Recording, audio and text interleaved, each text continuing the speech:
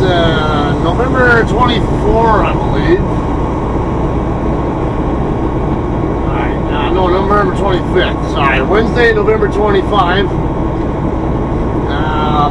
Probably pretty obvious here. I'm eastbound on Interstate 40 at the moment, on the eastern half of California. I'm still under that load that I picked up yesterday in Hayward, California, up in the Bay Area. Load is going to Florida, but I'm going to be swapping with another driver in right about half an hour. Just got a notification from him that he's just pulling into there right now.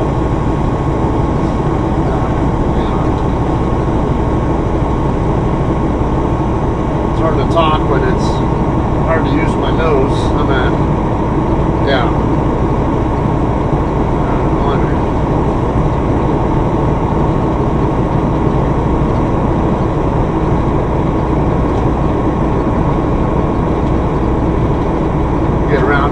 Shoulder traffic here, and trying to keep an eye on this white Freightliner back here. He's gaining on me pretty fast.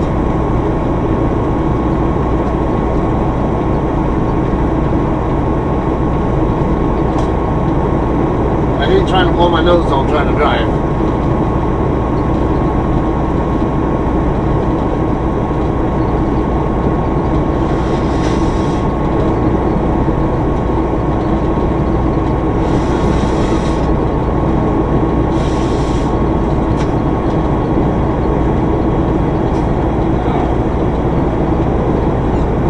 Dealing with sinus issues the last several days. I'd like to be done with that. Anyway, I'm going to be swapping with this guy because he's trying to get to Florida. Yeah, I am going to be losing a lot of miles out of it, but I'm not really worried about that. There are pros and cons all through this. For one, he's trying to get home for Thanksgiving. He's going to be there late, but at least he's going to be there. He lives just north of Orlando, so this load is perfect for getting him home. Meanwhile, I'm going to take his load and take it back to the San Bernardino drop yard. Don't know that I'll be doing anything after that. I don't have a pre-plan yet, but I'm going to take a wild guess because by the time I get over there, might not end up reloading, and with tomorrow being Thanksgiving, I don't know, will I get a reload right away? I mean, either tonight or even tomorrow, I don't know. If I don't, so what? It's a holiday, I understand it. A lot of shippers are closed tomorrow, and if it helps someone else get home, and honestly, it's a win-win for me too, because if I don't get a reload, then I get to spend Thanksgiving at my house with my family. So, can I really complain about that? No, not at all. So I don't need to run hard-ass miles every single week. It'd be nice too, because the more I run hard, the quicker I can get the truck paid off, and the more money I make as well. But I don't necessarily need to be living that way.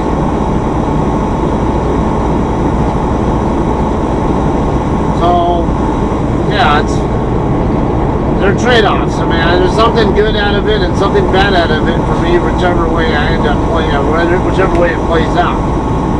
Look at the good side of it. Now, be positive. Like you can turn everything into a negative. But yeah, then what's that do? It just makes you somebody nobody wants to hang around with. We're always thinking positive, or look at the more upbeat aspects of something. For one, it's less stressful for you, and two, it makes you more enjoyable to be around. Or people actually can tolerate you, or actually want to be around you, and. Yeah, granted, I'm not the most social guy in the world, but still, I'm not, and I got my little quirks that I know can be frustrating to some people, but so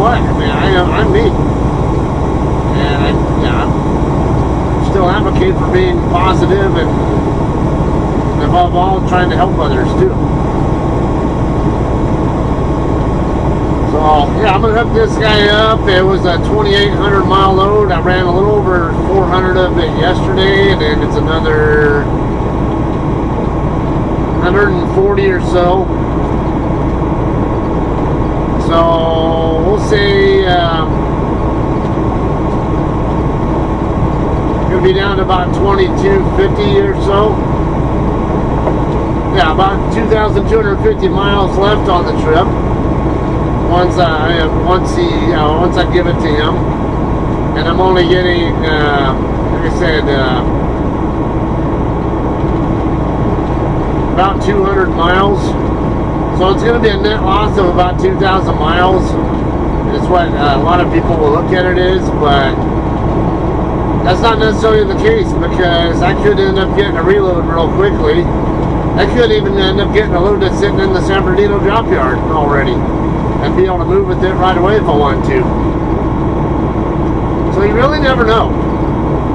It's not necessarily a loss of miles at all. It's I might lose some, but I might gain it all back in some other way, or or I might have to send a doctor and lose some miles, but I can still run those same miles. Just not maybe as much of a loss as it might seem like. And on the other hand, I was going to need to work on recaps to get it over to Orlando anyway. I was going to have November 28th, mid to late morning. I think, I'd say mid to late morning ETA. Had I had enough hours to work with to get it there without delays, but I was going to have to wait on recaps anyway, and the best I could do would be about mid-morning, almost in the mid-morning on the delivery day, and it's due about 2,200 on the 29th. I think I was going to have about a 7 or 8 a.m. ETA that day because of the HOS. So, really, there's a lot of different ways that can play out. I don't need to nitpick about whether I'm losing miles out of this deal or whatever, like a lot of drivers do. Don't make a big deal out of it. Hook a brother up. And you guys know I love staying in California, as much as I don't like the speed limit here either, like anybody else. It doesn't bother me to kick back.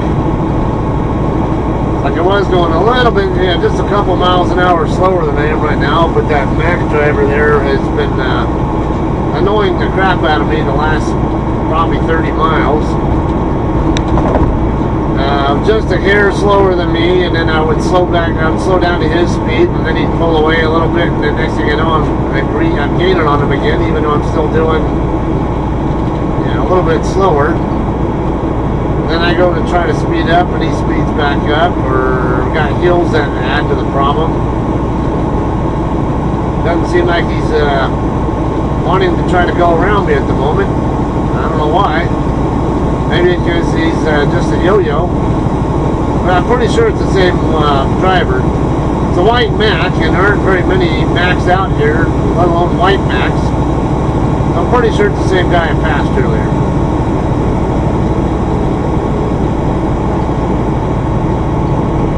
Wait a minute. There's a white Mac. There is another white Mac back there, but what's this? No, this is a Freightliner behind me. The white Mac is 2 trucks behind. Alright, 90-mile marker. I'm going to be swapping over in Essex, which is 17 miles from here. I'm going to try to keep the video content from being excessively long. And I want it to have more quality, like it's just stuff that's a little bit more of interest, whether it's, I don't know, something going on the road here that is more worth kind of show and tell what's going on with, that I don't, whether it could be accidents or whatever, or me actually talking. Because I noticed, people tend to like having dialogue more, and not just like quiet looking down the road kind of stuff. And like the road, looking at the road ahead or whatever is just kind of scenery to enjoy while you're listening to the person talk. Now we do lose that on the interactivity when that comes with the live streams, but we do also miss out on all the buffering that we also don't like. So there are trade-offs there. And get better quality videos out of using these dash cams, and I have multiple views I can work with to give kind of a little bit more of a better perspective than what just having my phone sitting on the other mount there, showing the road ahead only can do.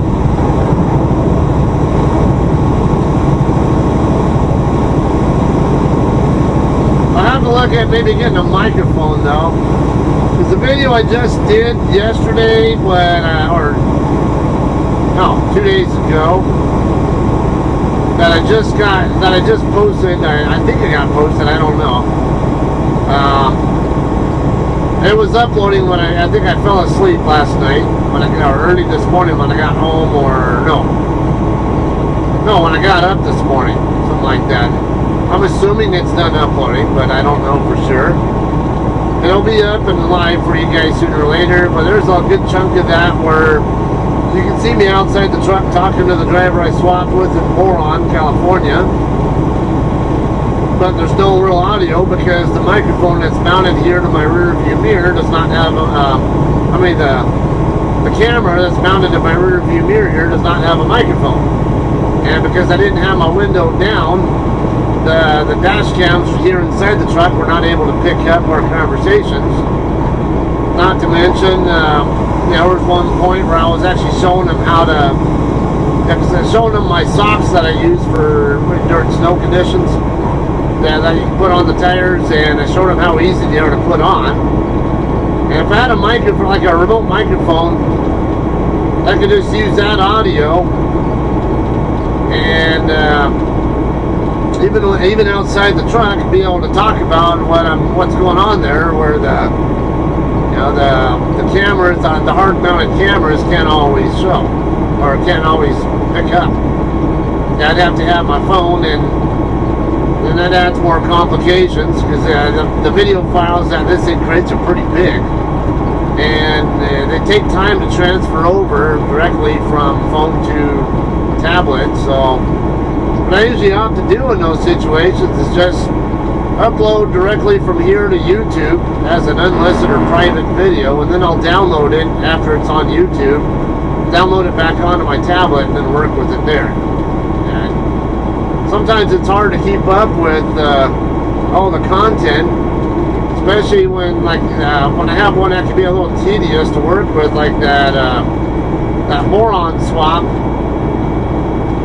Some little details with the editing process made it a little bit a more tedious task to handle, and it was more time consuming, basically going through the editing process, than what some of the other videos of similar length of actually showtime, whatever, might normally take me to get through.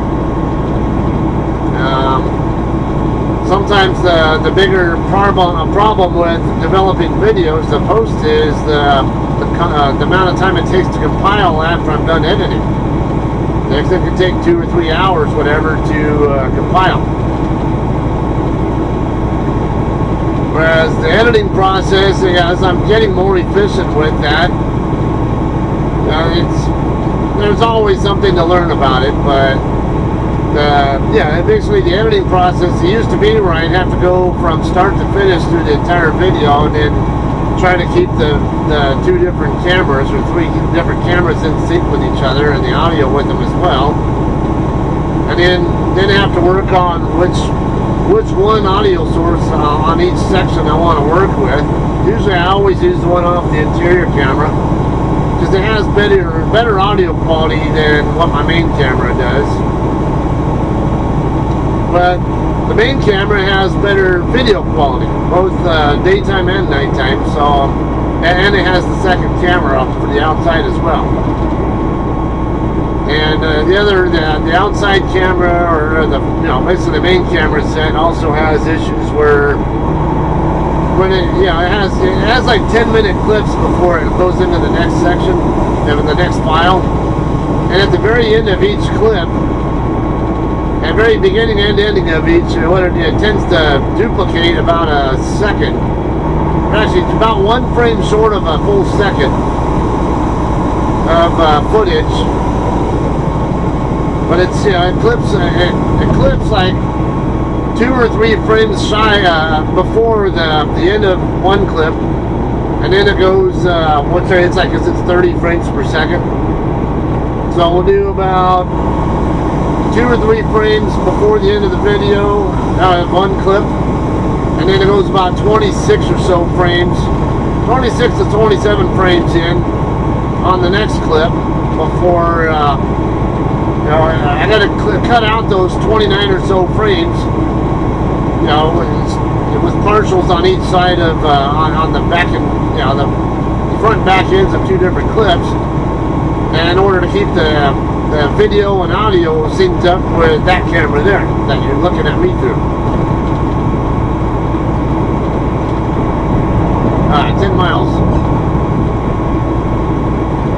So it's a process, and then having limited storage space to work with, sometimes I end up losing out on opportunities to have footage to keep continuity with what's going on. And or like yesterday, while I was in Oakland, I did one video. I think it was the boron video. When I got through making the boron video, and it was done outputting to its resulting file, I ended up getting rid of all the raw data files. But when I did that, I forgot that there were, I think it was 42 minutes worth of video files from that camera there that were supposed to be for showing the last section of getting into Oakland. Basically right about where before I got on I-238 from I-580 and going up into Oakland and parking there that night. I had intended to have video footage of that, but then I lost that footage there. So I'm like, well, it's kind of a moot point now, even trying to do that video footage of me going from, let's just say, over near Livingston or wherever, Dublin, Livingston, somewhere over in that ballpark, over to Oakland. So that's a whole thing of footage I lost. And now I'm trying to get this footage here, but I don't want to lose out on having the main dash cam continue to record.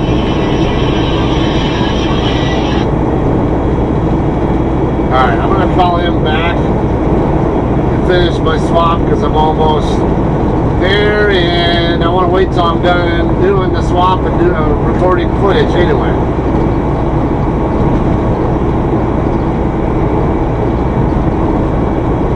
That's Cody right there. He's busy. He just checked in at I think a shipper over in Guyman, Oklahoma.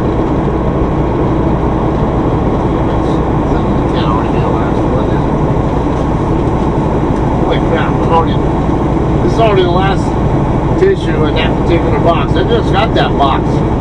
Tells you how much I'm going through those things. RTI coming by. It's another white Mac right there up on the on-ramp.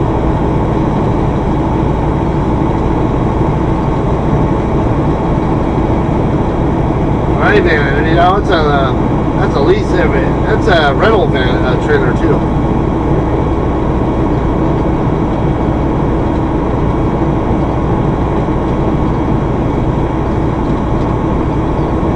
Miles out.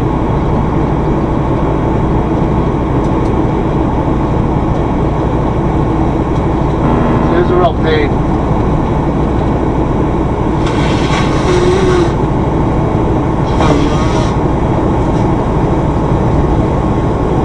I don't want to be having to take both my hands off the wheel. It's like it's hard to breathe. I'm going to have to be doing that every 30 miles or something like that, and depending on how much I'm going to keep producing. Frustrating. Just trying to be smart about when I do it. I don't want people near me, and I don't want to be near curves if I'm going to do it at all. Now, up ahead, I can see the truck stop that I'll be stopping at. It's right after the rest area coming up.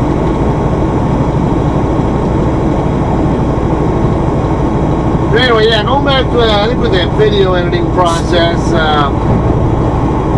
getting better with, at least being able to figure out how to be more efficient with it to an extent.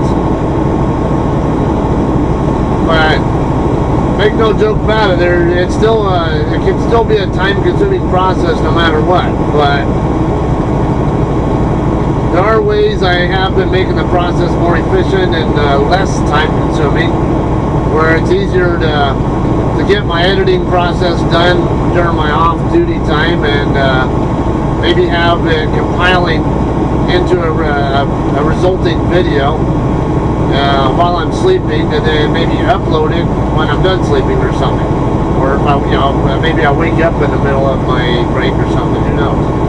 That's how it ideally will work, but it doesn't always work out that way, and I don't always have time, or I have other things going on, and I'm also finding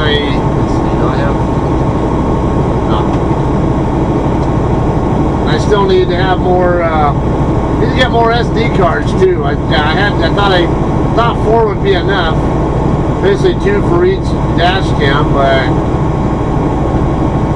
finding out I need some other setup, or maybe I have one that's, now this one's okay, because it can hold about, if I'm not mistaken, about 14 hours worth of data, and I don't tend to do that much recording on it before I'm already pulling the footage off of it and putting it on my tablet.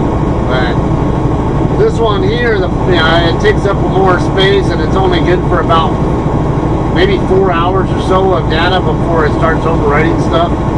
And I can't save so many files on there either, because then it'll start overwriting those too. It limits how much I can keep in the don't delete folder, if you will.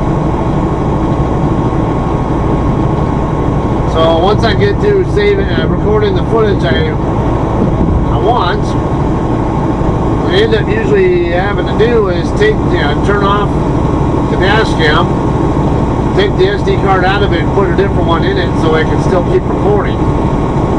And just, for insurance reasons or whatever. And unfortunately, now I have that battle of, okay, do I just leave the dash cam turned off and not have it recording stuff that I might want to have recording for at some point, or in exchange for having more video footage I can of my everyday kind of vlogging kind of stuff, or should I ixnay some of the vlogging material in exchange for making sure that camera is always recording, just in case I might need it, or I might want it for something of interest that maybe I might not be involved with, but might be worth showing.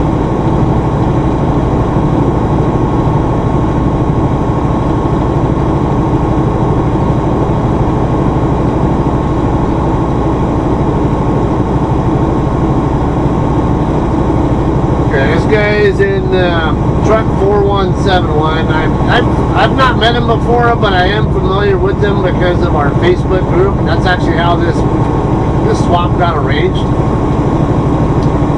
When I was still up in Oakland yesterday, he had posted in the group how he was on I-40, and he was wanting to know if anybody had any loads on I-40 going to Florida, particularly Orlando, who might be interested in swapping with them. He didn't really specify the details on the post, but I found out he's trying to get home to there. Ironically, he has the Temecula, California phone number. Riverside County, same county that my phone number is. Go figure. So I'm guessing he used to live here in Southern Cal as well, and maybe he moved to Florida at some point in time. Alright, exit 107, Goffs Road. Nice. Guy's got his phone in his hand while he's passing me. I'm not gonna say don't touch your phone while you're on the road. That's your problem ultimately, but you should probably be a little bit smarter about doing that. Don't do that when you got other people around you.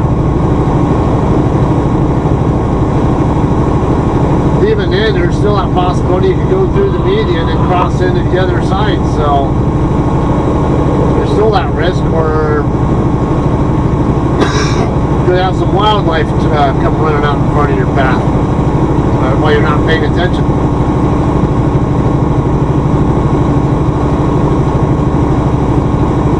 Alright, give advance warning to this Mack driver behind me. I'm getting off the freeway.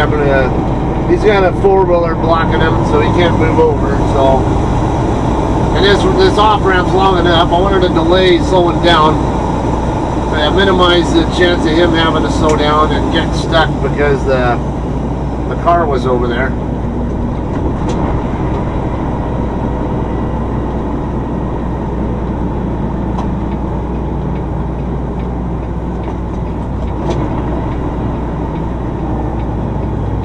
Is close. Huh. Interesting. Wonder why. I'm trying to read the sign over there, but it's a little bit too far away for me to make out what all the words are. I can tell that it's closed. The signs obviously are blocked by several signs there. But the orange one I'm trying to read to see what the hell it says.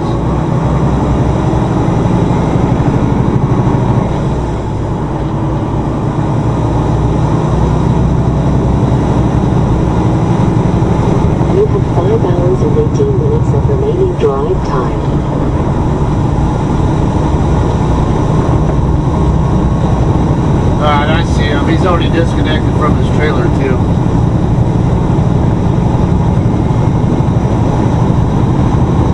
The silver KW. I knew it was a KW, I just didn't know what color it was.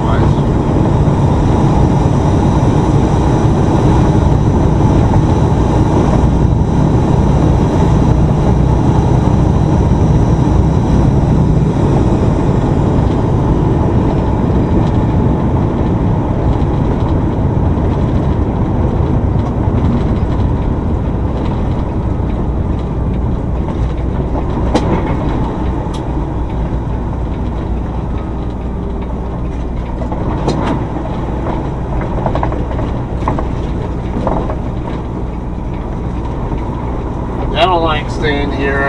They charge $10 a night for parking for a freaking dirt parking lot that hardly even has to be maintained.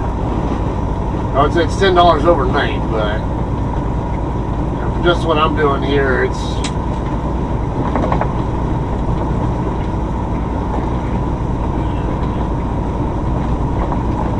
he's actually been with us a while. I didn't realize he's been with us that long. Like 6 years. He's got 6 diamonds on his truck, so I'm assuming he's been here for 6 years.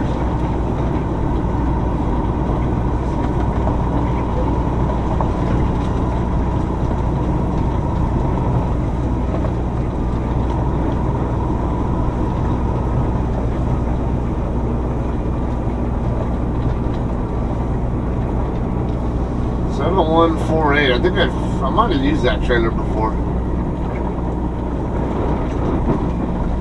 Okay, I'm pulling forward, so when I get all the way up,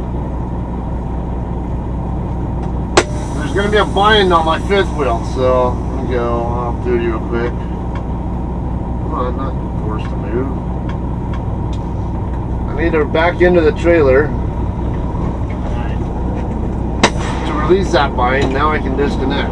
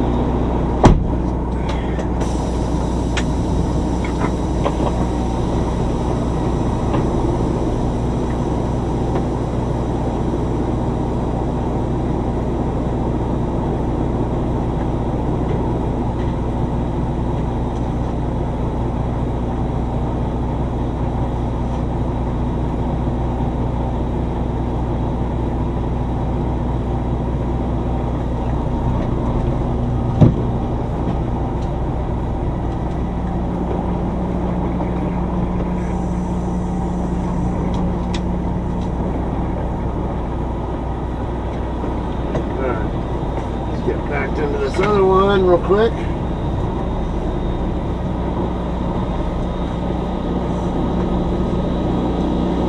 Get my drive tires over there faster and then rotate back under.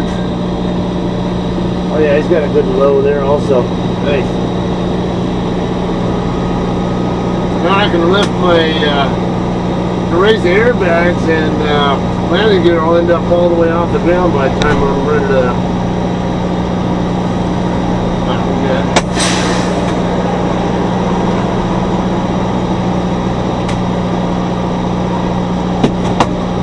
Let's do our macro 13 for the swap.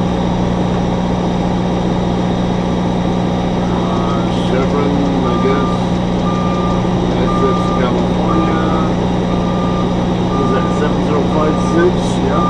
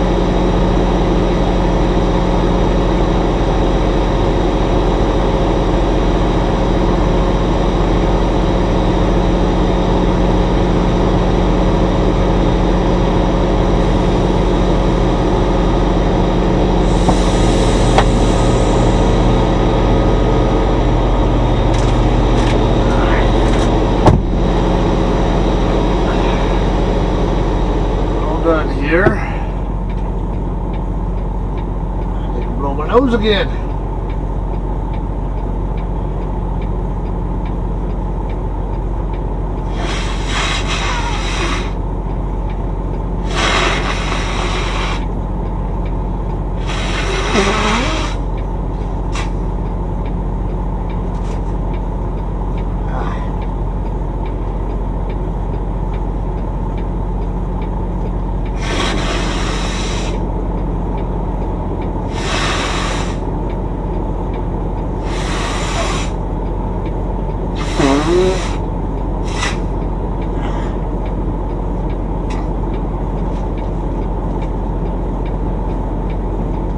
Alright, maybe one more.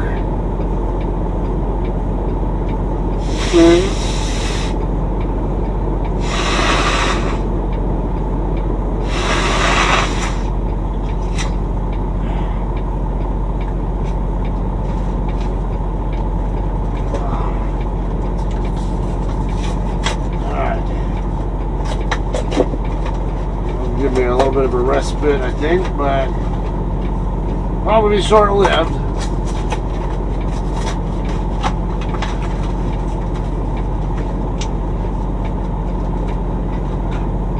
Okay. Get out of here.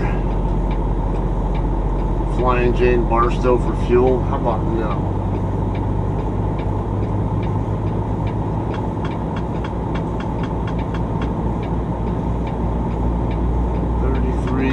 Start, stop.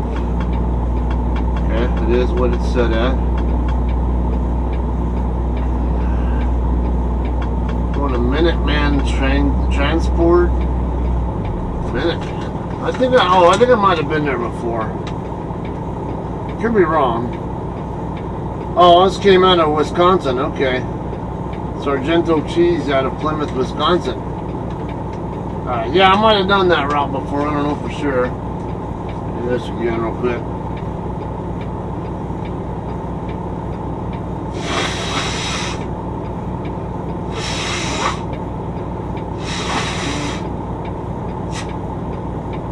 Alright.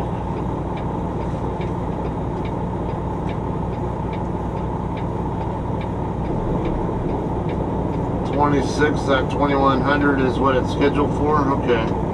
So tomorrow night at 9.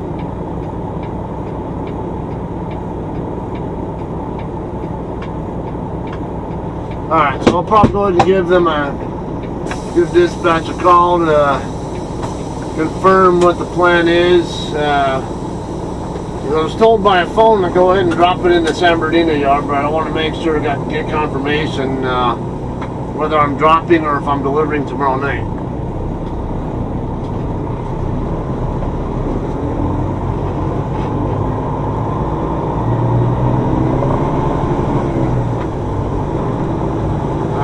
Yeah, this does have a tire that really should get replaced. I'm trying to figure out what that SUV was going to do. I think they were going to go that way, but I don't want to make assumptions.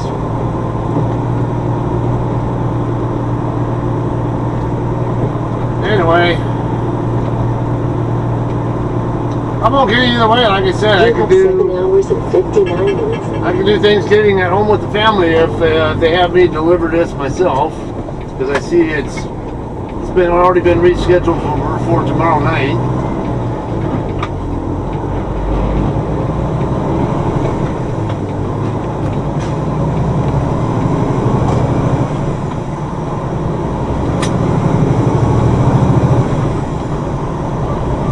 How about I go ahead and give dispatch a call and just double check what the plan is. Because I don't want to drop it in the San Bernardino yard if I don't have something on the phone call telling me to go ahead and drop it there.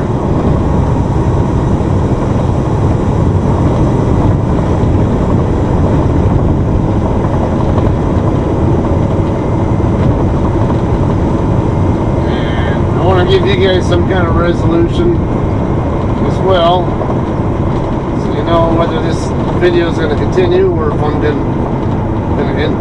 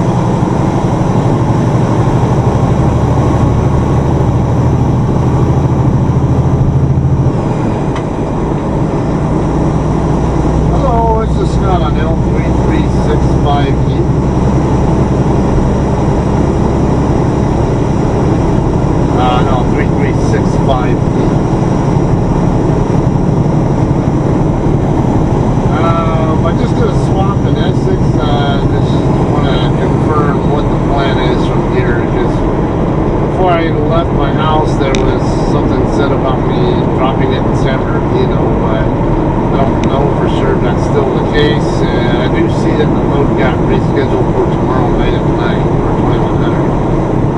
So I don't.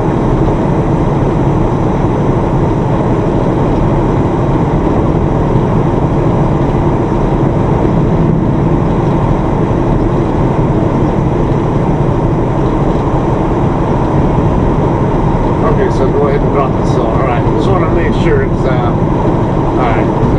There was not verbal earlier. Just didn't have anything to confirm that was still the case. No problem. All right, yeah, go ahead and drop this and get me an empty then, I guess, and be ready for whatever. All right, thanks, you too.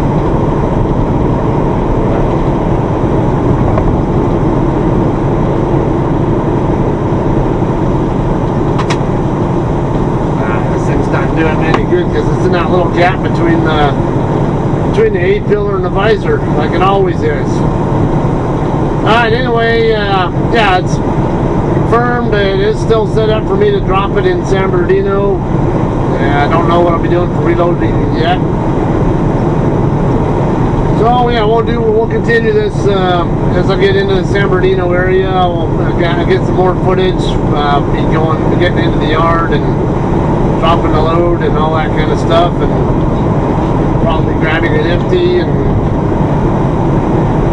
if I don't have a pre-plan by then, I'll just grab an empty and go back to the house and then wait.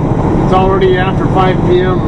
Central Time, so I would assume that I'm not going to get a pre-plan until tomorrow, but you never know. Sometimes the planners work late and do plan stuff on to people late, so, or a little bit later. I wouldn't bet a large amount on that happening. So that's what will be coming up next year. Okay.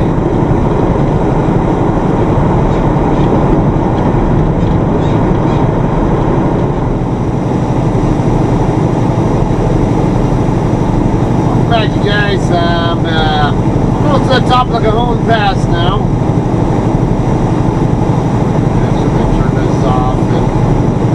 Let's use the audio off the interior camera for now.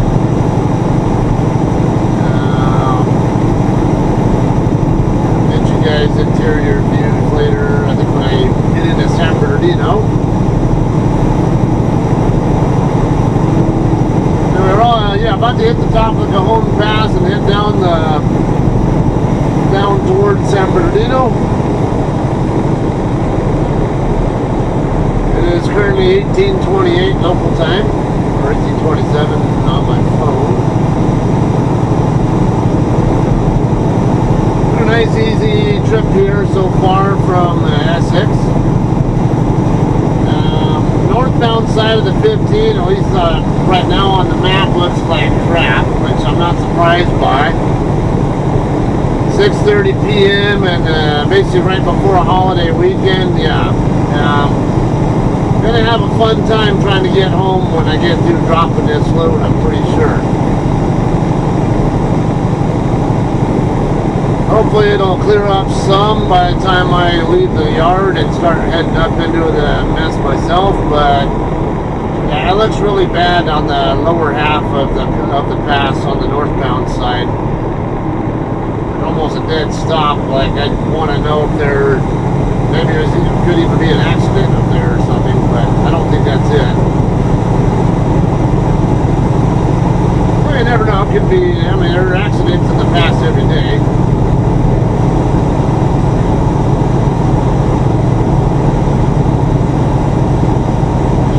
Take a look at the incident log and glance at it, whatever. Alright, brake check area coming up pretty soon here.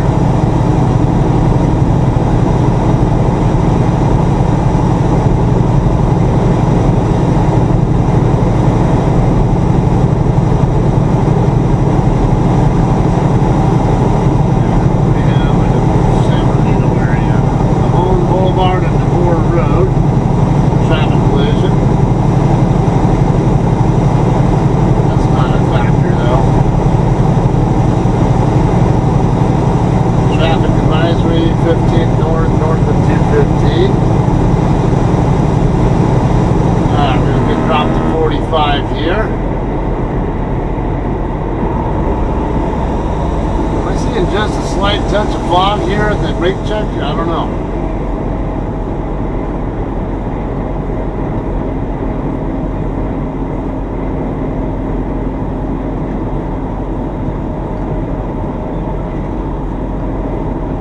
Yeah, just info about holiday traffic is all it is. So. Yeah, no incidents at all going on in the area that would concern me.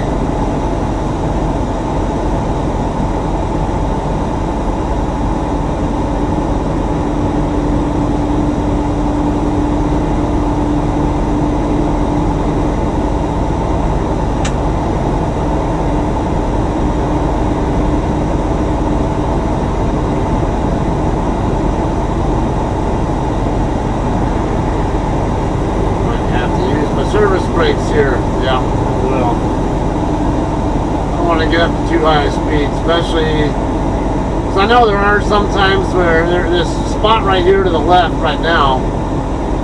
Sometimes CHP does like to hang out right there. I have seen them do it. Yeah, I'm gonna have to keep hitting my service brakes, so let's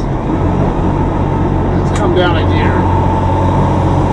That way I have less possibility. Even then I still need it because I got into this steeper part.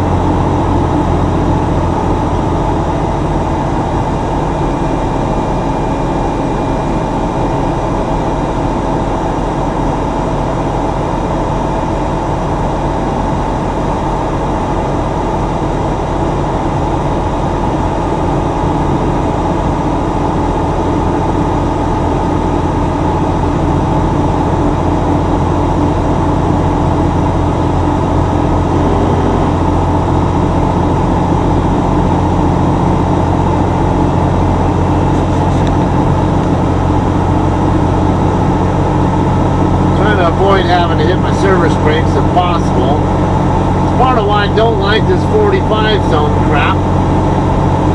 If I find myself hitting service brakes that I shouldn't have to be hitting, should be able to just glide down like I am right here at whatever speed is back and due and not hit my brakes at all. I think you're prone to it. You might have just as many problems with trucks overheating brakes by limiting their speed going down hills and then by letting people just run too stupid out here.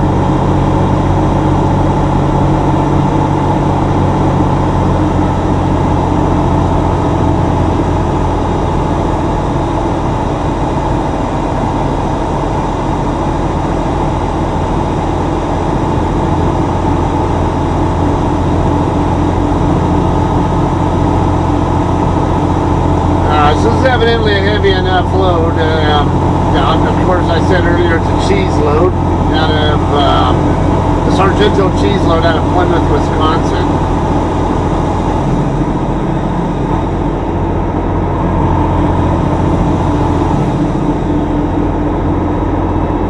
Yeah, it's pretty evident coming down this hill that it's a heavier load.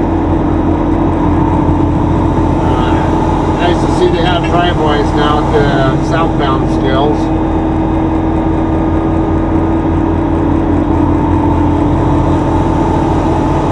This hour, the southbound skill will probably be closed, but you never know. It seems to be randomly open at times but yeah, normally during the mornings more than anything else.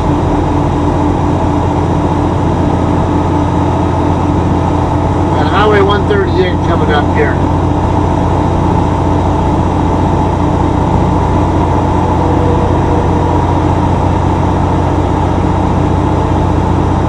You can see how much other trucks care about the 45 limit.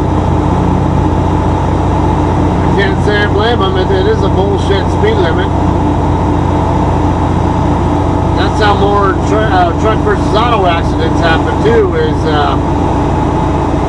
I think too many, the trucks that are actually trying to do 45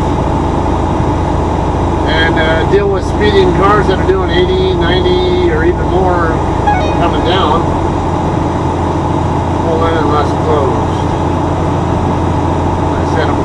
be closed. I do see the sign up ahead. I think it does say still closed.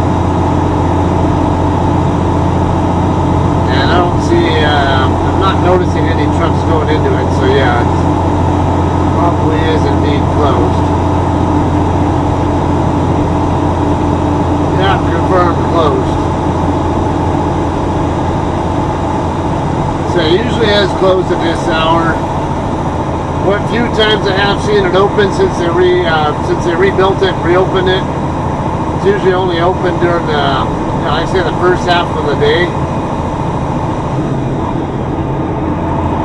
And you have to either drop behind me or speed up, dude. Alright, how about now we're by that, I'll go ahead and speed up a little bit for you, but.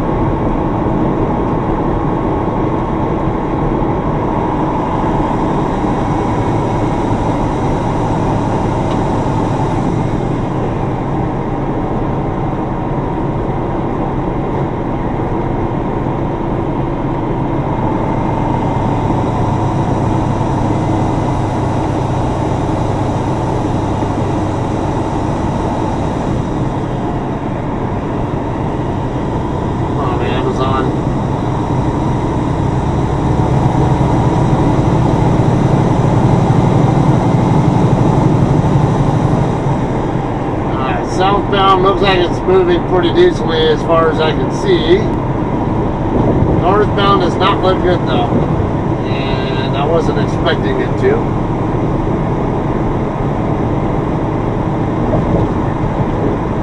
A lot of traffic over here on Cajon Boulevard as well, trying to get around that crap. Can't blame them.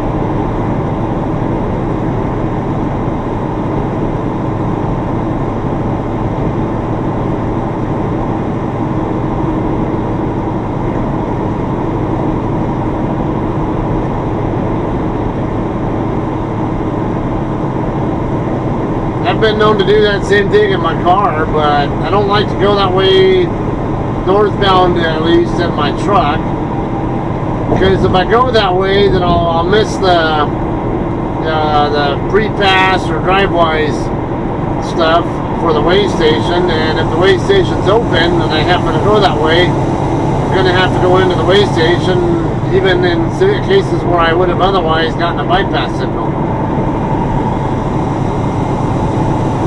So I'll go that way southbound in my truck sometimes, but I won't go that way northbound in it, unless I'm pretty certain that weigh station's closed anyway.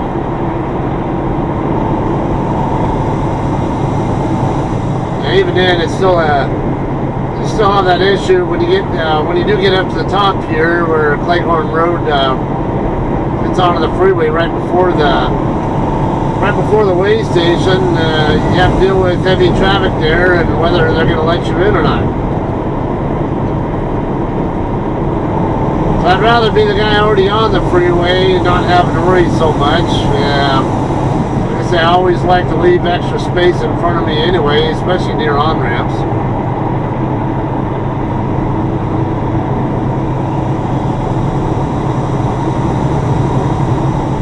That's a lot of traffic over there.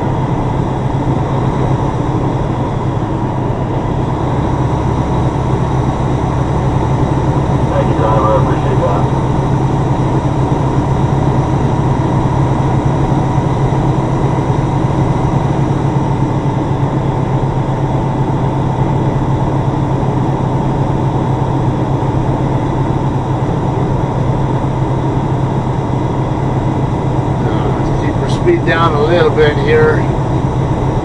Not really anywhere for me to go because Amazon Prime is not going to let me go my normal speed, and the next lane over is blocked with cars that are not going any faster.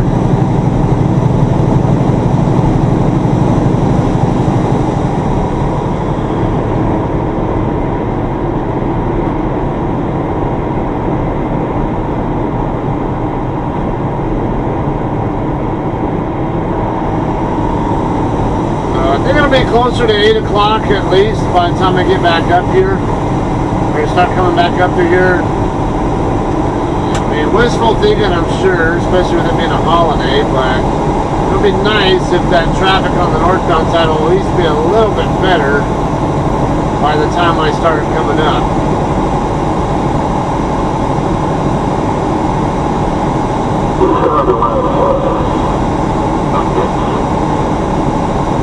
Doesn't really give me the biggest motivation to try to hurry up and get back up the hills, I will tell you that.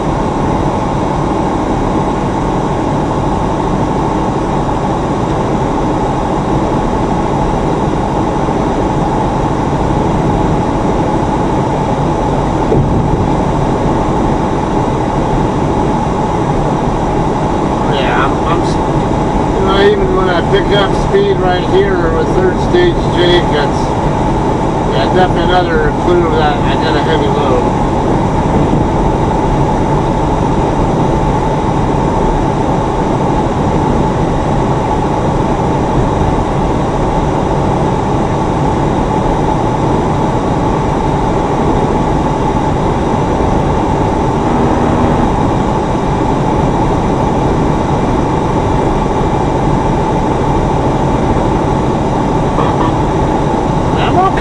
I'm okay with doing 58-ish, relaxing, and being the slower guy out here, but I don't want to be having to constantly deal with use my service brakes either. As long as there's plenty of space in front of me, just let me be, and my truck naturally slows down when the grade eases up on its own, and it'll slow down.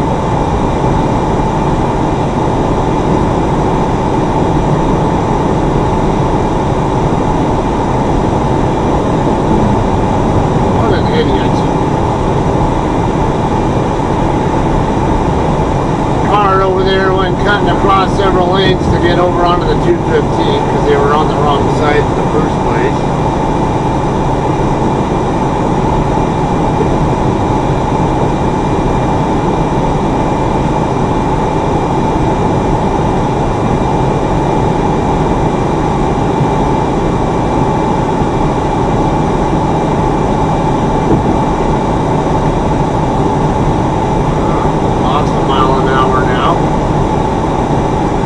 Some excess. There's another one. About 4 more of them off. I'll be right where I want to be.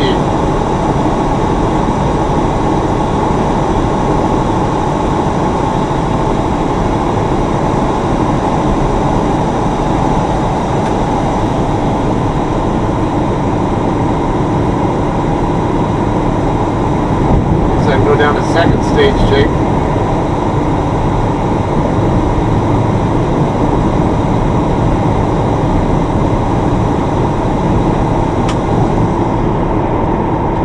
Alright, the other truck back there just got off the freeway here at Newport Road. One less person to worry about when my lane ends up here.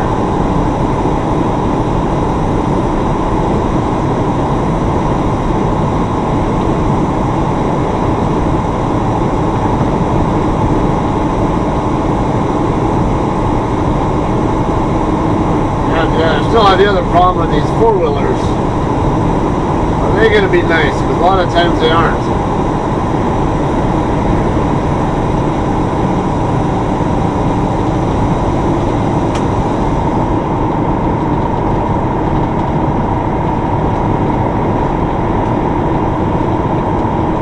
Yeah, good. The only person back there I had to worry about just moved over.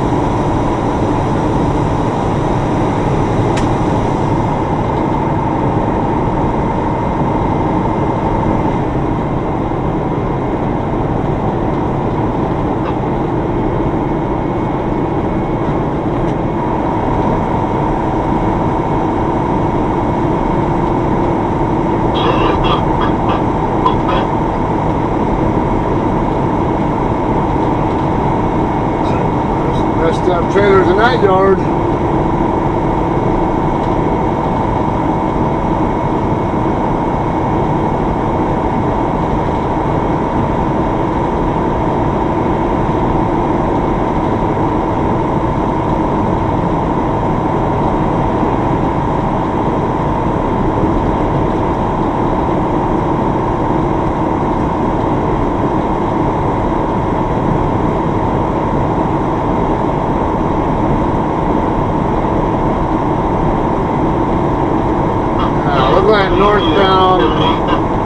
Northbound 215 might have something going on up here after, I don't know, somewhere, I think right here between Palm Avenue and University. Probably an accident over here by the Palm Avenue exit if I had to guess.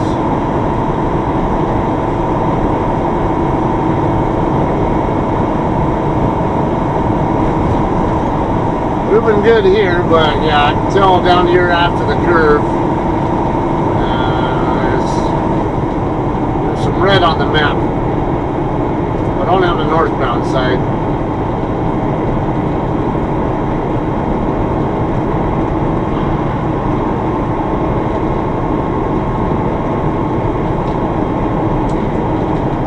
Oh yeah, it's dirt hot over here across from Denny's.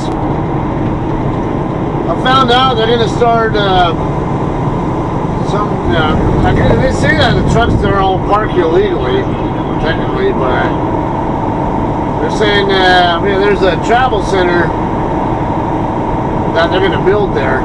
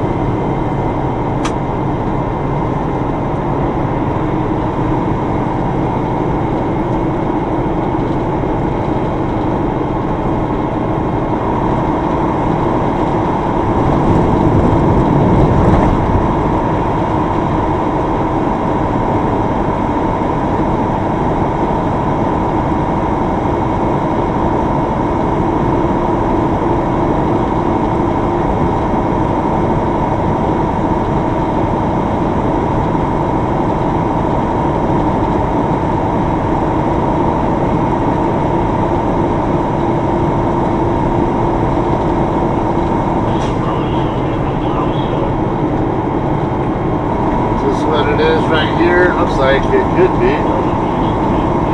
Oh, I see a tow truck there. Yeah, it is. That's gonna be what it is, but I'm not sure that's an accident. No, it like could just be a disabled vehicle or something. I didn't see any obvious signs of damage on anybody there.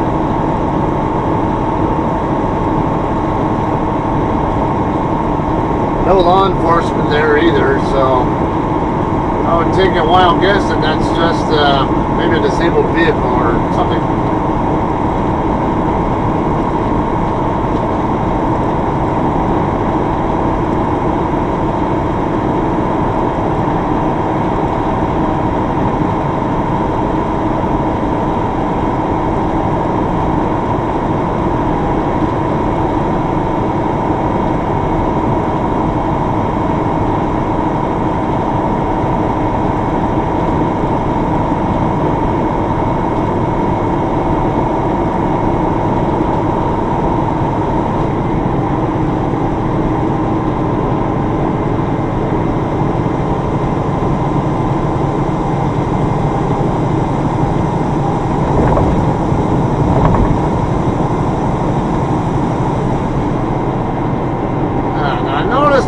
From talking to other people, a lot of other drivers that when they go to our drop yard from this direction, they seem to like taking the 210 over to Del Rosa. I'm not such a big fan of doing that. It is a good way, but I tend to rather deal with 5th Street and all its crap than go down Del Rosa. Because I seem to have at least a better chance of getting green lights on 5th Street than I do when I'm going down Del Rosa.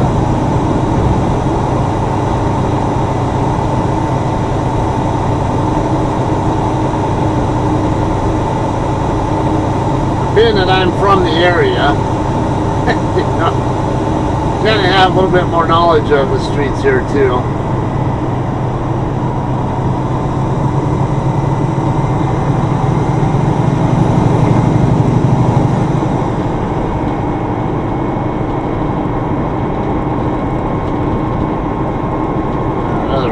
Getting on the 210, wherever he's going to, but yeah, I'll stay this way. Take my normal route, 215 down to 5th. Bob's Discount Furniture.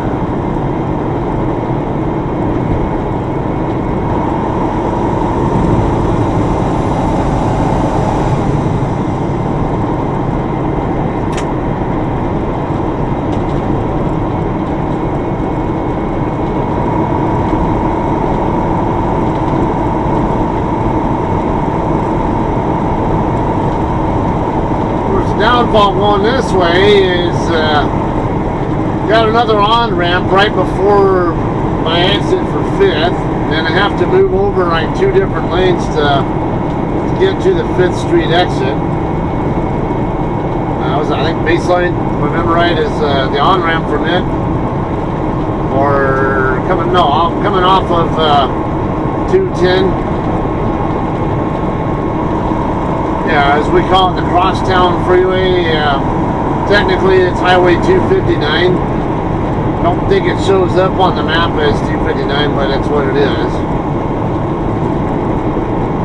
But that transitions on to the 215 right before my exit, and I have to deal with a lot of times dealing with faster traffic coming from my right, trying to get across them to get to my exit.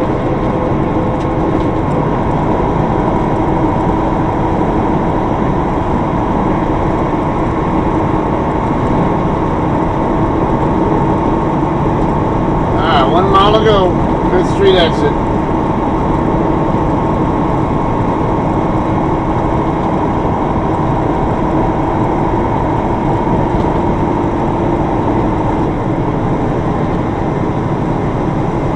And now right here to my right is that on-ramp I was talking about with the connector between Crosstown Freeway and 215.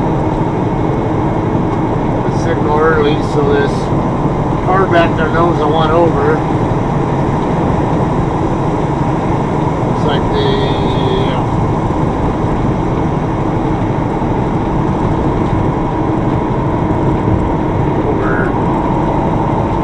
I gotta deal with these guys too.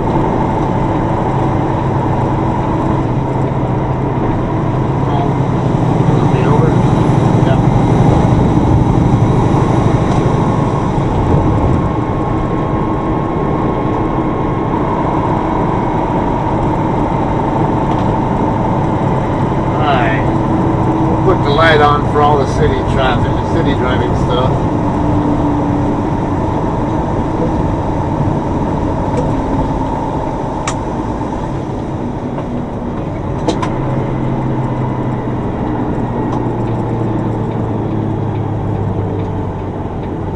That's where sometimes I don't think my headlights are even on. I have to actually look at my hood mirrors to double check that they are. Because I can see my hood mirror on my headlights and everything very well through the hood mirrors. That's why I like these. Some people don't like this bug eye design on the mirrors, but they're really effective. They're the best I've ever seen.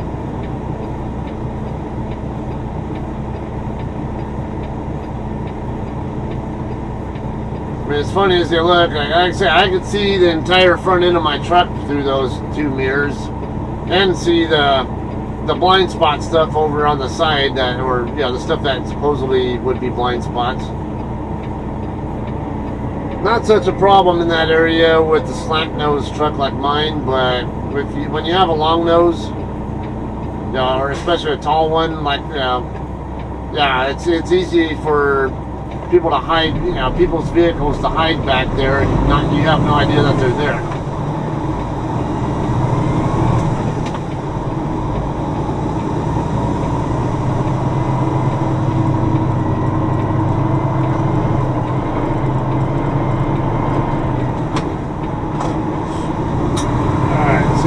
red lights I catch now. Uh-oh.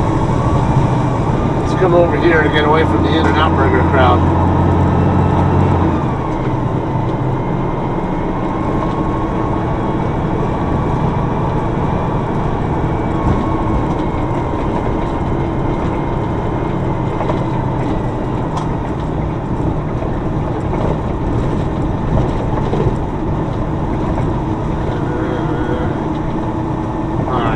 Occasionally, right lane is closed here, it looks like, but not at the moment.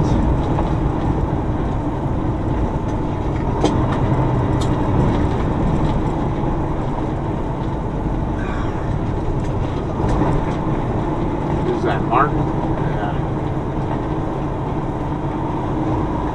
Open trench.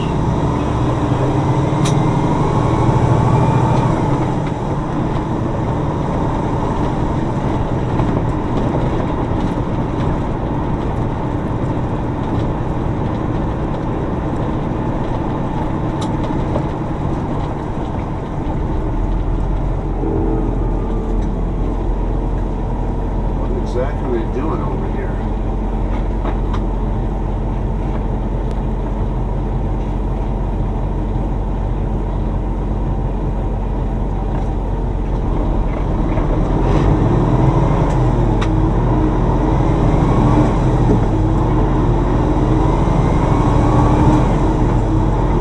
Alright, crossing East Street. D coming up here. Waterman Avenue coming up as well.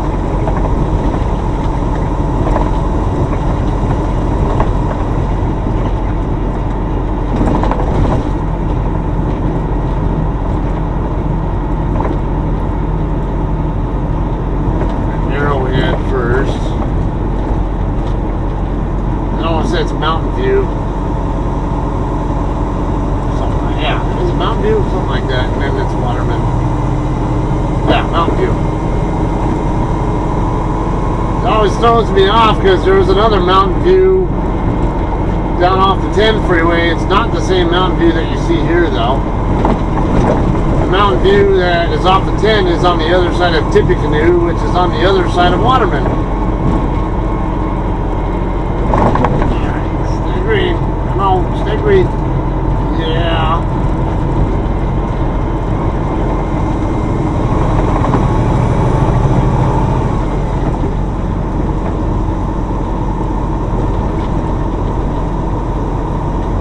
Mountain View is in an area that called Bryn Mawr. Although I noticed last time I was on the 10, I think it no longer says Bryn Mawr on the exit sign. Used to say that for years.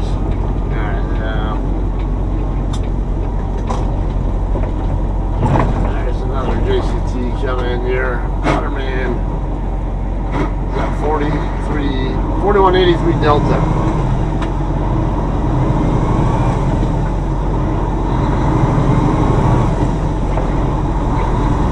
Guess it didn't feel like using Tippecanoe.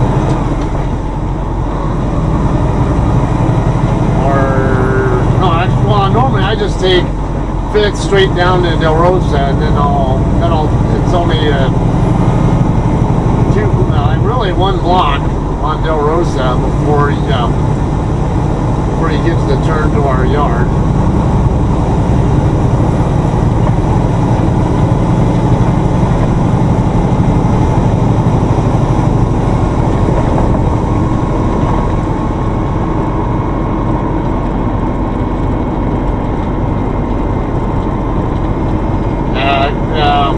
Actually, when I'm going down to the 10 freeway, I'd rather use Waterman than Tippecanoe. I hate dealing with Tippecanoe.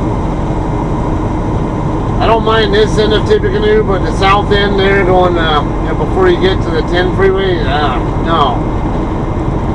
I'll go through there when it's off-peak times, when there's not so much going on, but like right now, there's probably a lot going on. There's, a lot of restaurants and shopping and other kind of stuff over there. Nope.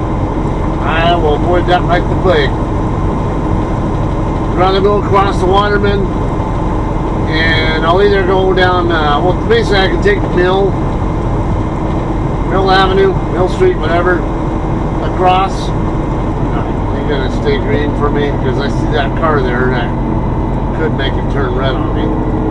Yeah, it's staying green just long enough. This is typical to do right there. Alright, so anyway, yeah, I would rather take Mill Avenue across over to Inland Center Drive and then take Inland Center over to 215, and then I'd get on the 215 right there, like the very last exit before 215 and 10 meet up. That, or I will take Mill over to Waterman and then Waterman down to the 10.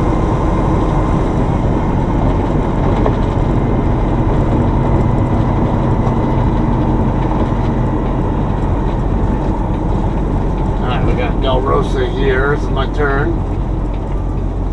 Oh, you turd.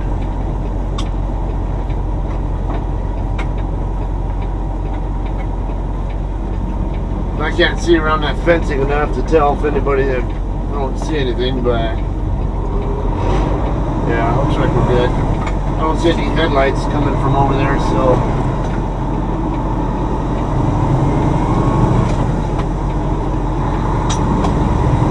you never know some of these speeders that come through here, even though it's like a 35 zone right there.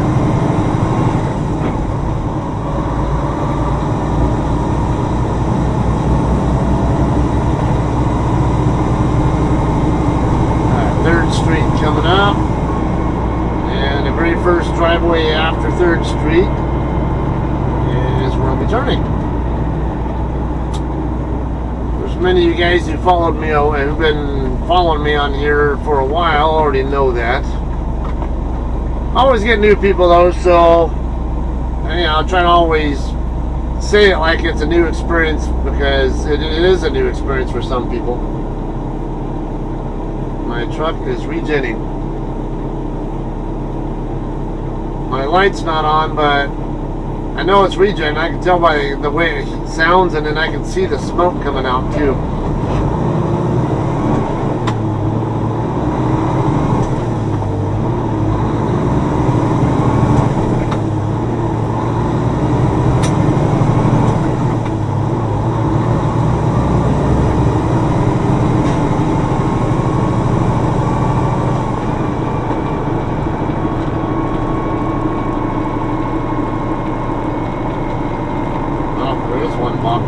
Over here. It's not one of ours though. Quality Logistics. I've seen them around.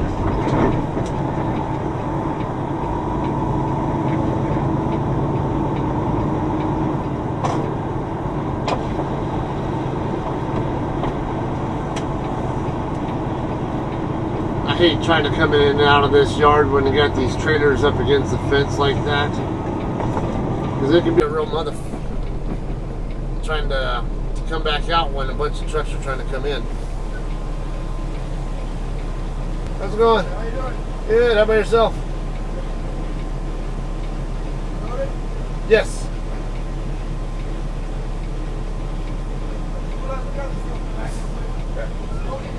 Yeah, it's regenning. Huh? Regenning. Huh? Auto regen. Oh, auto regen. Okay. You know where you're gonna go? Okay.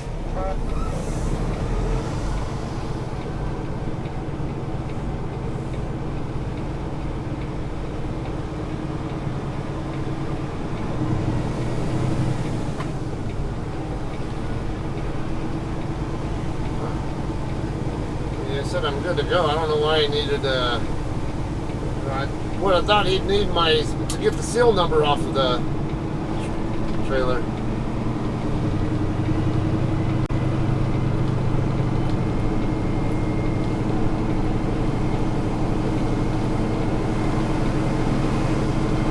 Yeah, I'm not running hot, and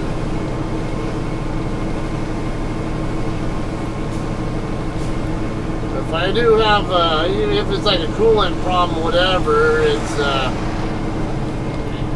I would be getting warnings that my coolant level's low, and I'm not getting that warning. And I checked my coolant level when I started my day, and it was fine.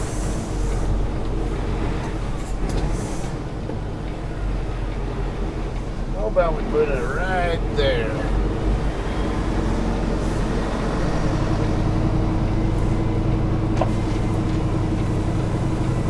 Well, there's a lot of space over there too. That wouldn't be fun, would it?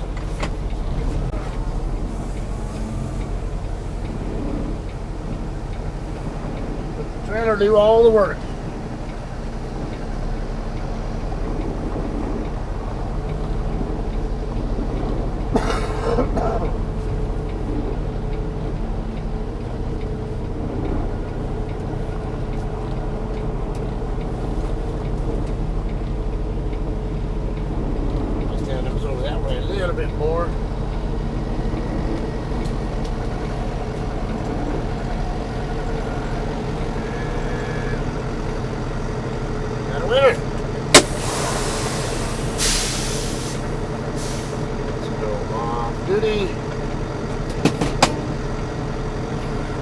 Stinks when that thing auto regens. Okay. Get my. What the hell? What's that whole panel coming off like that? That's weird. Alright.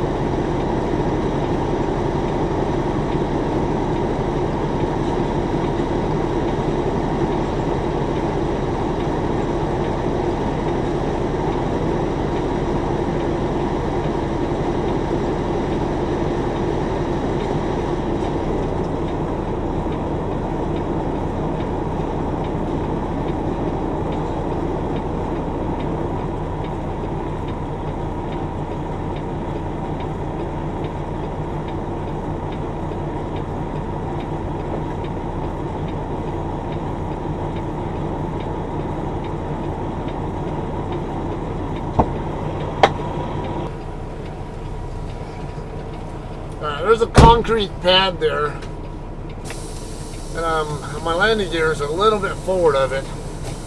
Not a huge distance, but it's enough where it's not going to touch it. So we'll back up a little bit. Let's see how that is.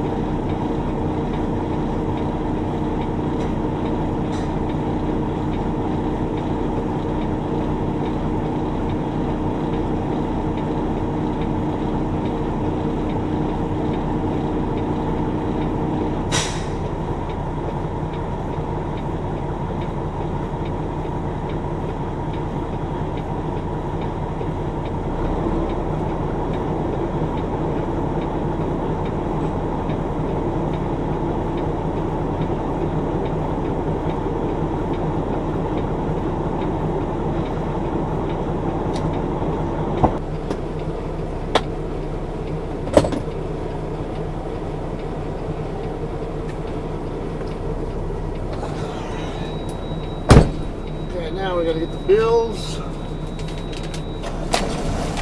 And send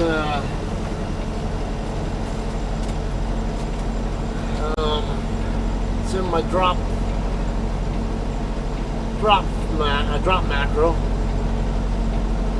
Okay, JCT drop yard, San Bernardino. That's 7148, that's what I thought. Trip number, I don't know. It's 2009. Yes. It is secure, it is sealed, not locked. Say bill box. Yes, it is temp controlled. 33, yeah, I think it's 33 start stop.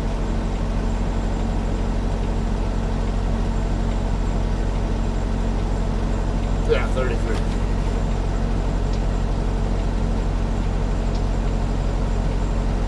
Alright, the other driver said no load docks are in there. Actually,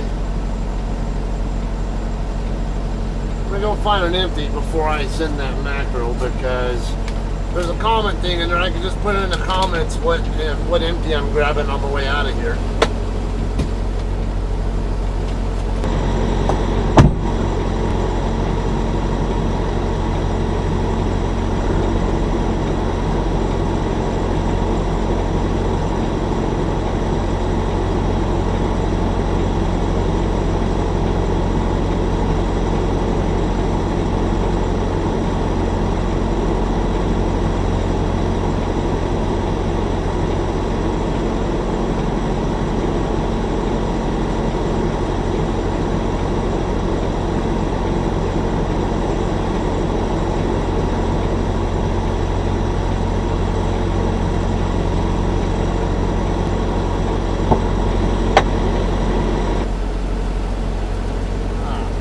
We'll go eyeball some of these trailers.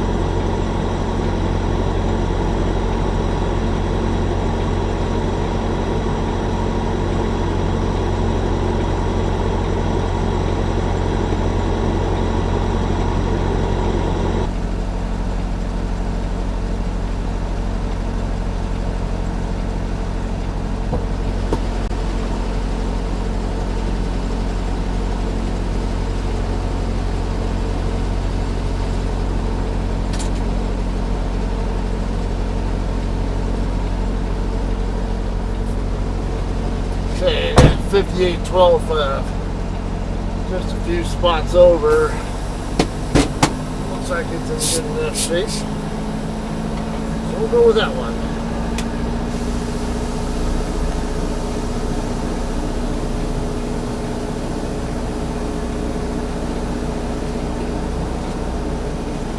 I'll have to search the yard for other empties that might have load locks in them though, because I only have 2 load locks left now.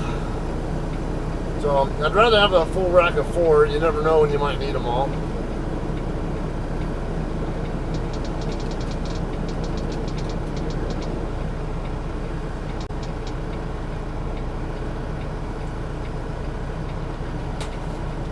Alright, so I just put in there, I'm hooking the empty 5812.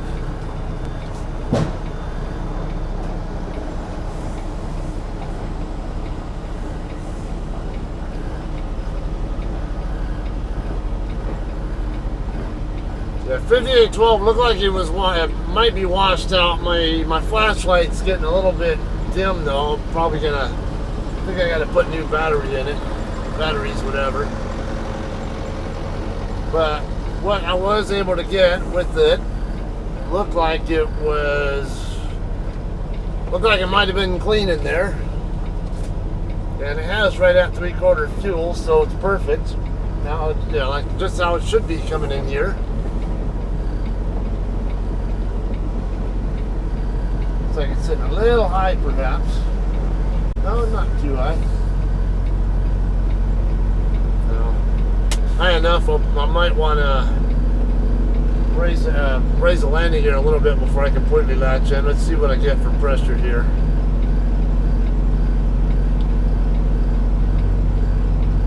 Yeah, it's barely giving me. I mean, it's giving me pressure, but not much. If I don't see close to 20 psi, I don't couple in. I'll raise the landing gear, make sure the trailer is sitting firmly on that fifth wheel before I'll latch all the way in. You can avoid high hook problems by doing that. It's something rookie drivers got to really watch out for is high hooks. Basically where the fifth wheel goes, or the kingpin goes over the top of the fifth wheel and gets trapped between the fifth wheel and the tractor, or the cab. And if you keep going in far enough, you'll actually smack the back of the tractor, or the cab, into the front of the trailer and cause some damage. You don't want that happening.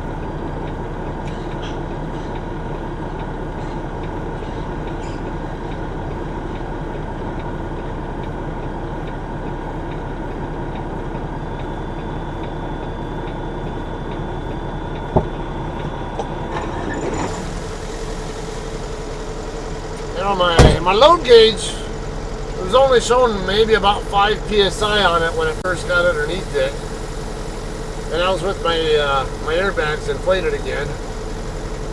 And I know my equipment, when I pull in an empty trailer, I usually have about 20 psi on there. So if I don't see 20 psi on my gauge or about that, I don't couple in. I don't go all the way back. Basically, just go far enough where your third axle gets underneath the trailer, but no further. If you don't actually feel your fifth wheel squatting underneath, the back of your tractor squatting underneath, or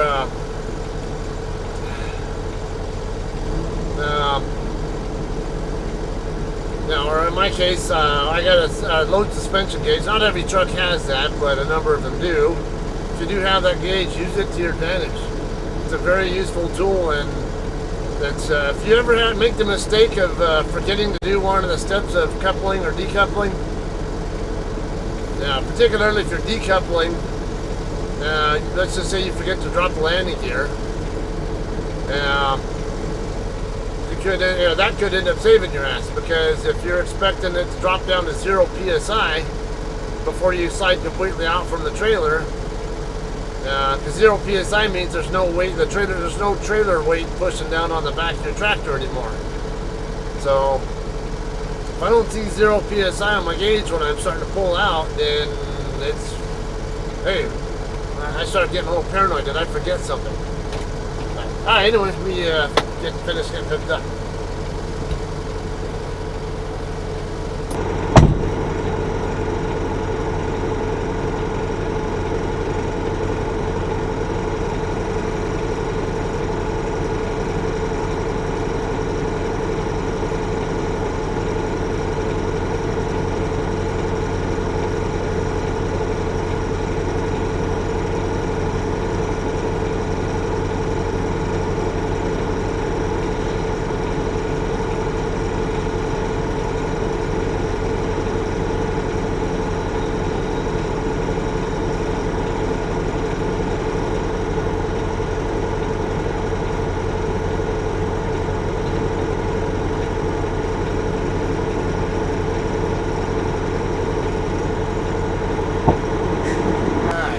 Visual of my fifth wheel, and I also want to check the other empties for roadblocks.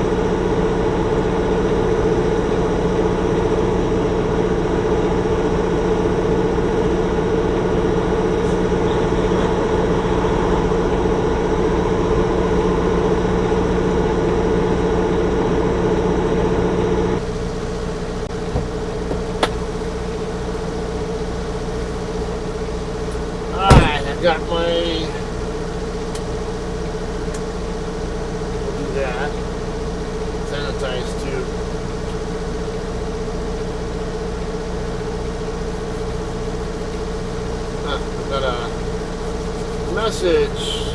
Let's find out what it is. Or it might have been the one I had earlier. I don't know.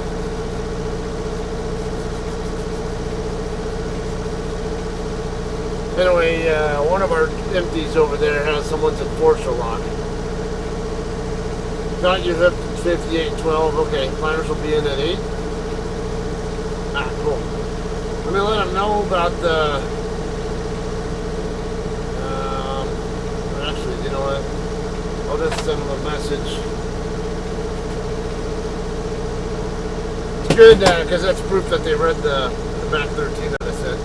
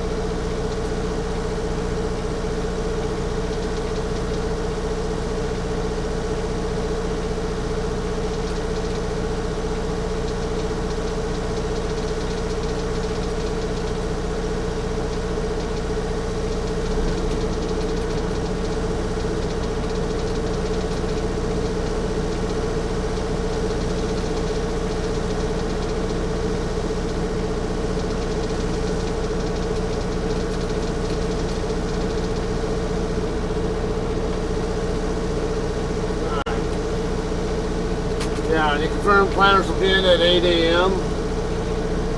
So, this is going to be a wrap for my day here.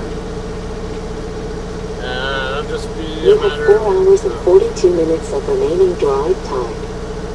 Just piecing back to the house now.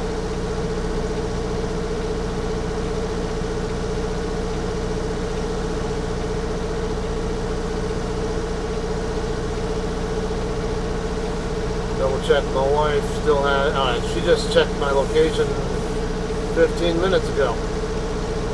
Let's add some time. Just in case. 4069. I'm going to take a look at Google Maps and see how bad the pass looks. Still looks like crap.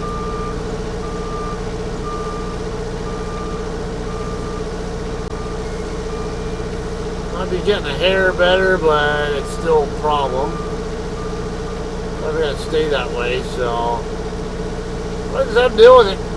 Just be patient getting up there, be home, and maybe reload tomorrow. We'll see. Let's see. Alright, yeah. So I'm going to go ahead and end this here. Yes, I want to have the video excessively long, and how much do you really want to sit there and watch me drive through stop and go crawling traffic going up the Cajon Pass? Probably not. So, and I'm just gonna head home. So, and get over there, and then I don't know. We'll see if I even get a reload tomorrow with it being a holiday. If I don't, so be it. I don't really care. Like I say, it's a win-win. Either spend time at home with family celebrating Thanksgiving, or get out on the road making money. So, alright, that's it. And thanks a lot for hanging out and watching. And I'll see you guys next time.